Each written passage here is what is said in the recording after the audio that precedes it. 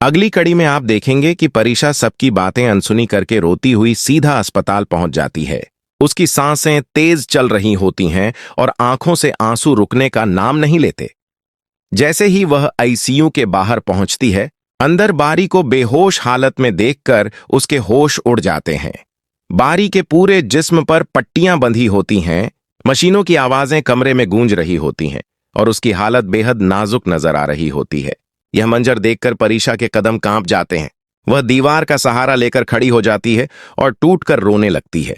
उसी वक्त बारी का बाप गुस्से से परीक्षा की तरफ देखता है और चीखते हुए कहता है, तुम्हारी वजह से मेरा बेटा मौत और जिंदगी के बीच पड़ा है, अब यहां क्यों आई हो? परीक्षा रोते हुए हाथ जोड़कर कहती है, मुझे सिर्फ एक बार उससे बात करने दें, मैं उससे बहुत मोहब्बत करती हूं। उसकी यह बात सुनकर माहौल और भी भारी हो जाता है। तभी डॉक्टर वहां आ जाते हैं और सबको शांत रहने की हिदायत देते हैं।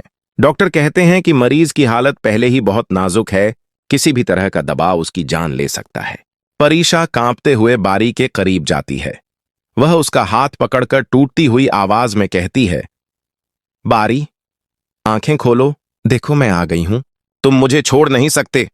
अचानक बारी की उंगलियां हल्की सी हरकत करती हैं।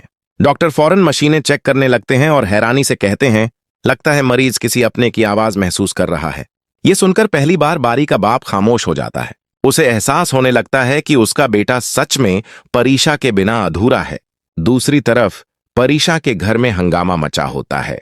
रिश्तेदार बातें बना रहे होते हैं और उसकी सौतेली मां गुस्से में कहती हैं, मैंने पहले ही कहा था कि यह लड़की हमारी इज्जत मिट्टी में मिला देगी। लेकिन परीक्षा की मां जवाब देती है, इज्जत जबरदस्ती से नहीं, सच्ची मोहब्बत से बनती है। इधर अस्पताल में अचानक बारी की हालत फिर बिगड़ने लगती है। मशीनों की तेज आवाजें पूरे कॉरिडोर में गूंजने लगती हैं। डॉक्टर सबको बाहर निकाल देते हैं। परीक्षा दरवाजे के बाहर खड़ी रो रोकर दुआ मांग रही होती है। कुछ देर बाद डॉक्टर बाहर आते हैं और कहते हैं, फिलहाल हमने मरीज को संभाल लिया है, लेकिन उसे जीने के लिए किसी मजबूत वजह की जरूरत है। यह सुनते ही बारी का बाप पूरी तरह टूट जाता है।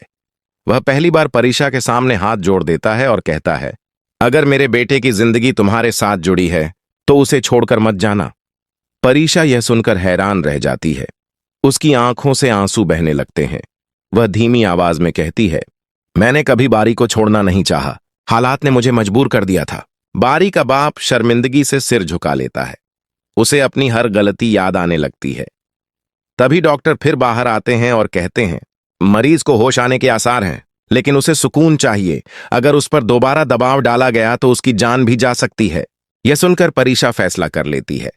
वह अपने आंसू पोंछते हुए कहती है, मैं बारी के लिए हर कुर्बानी दूंगी, बस उसे कुछ नहीं होना चाहिए। लेकिन तभी अस्पताल के दरवाजे खुलते हैं और परीक्षा का बाप गुस्से में अंदर दाखिल होता है। जैसे ही वह परीक्षा को बारी के पास देखता है, उसका गुस्सा आसमान छूने लगता है और यहीं से कहानी एक नए तूफान की तरफ बढ़ जाती है।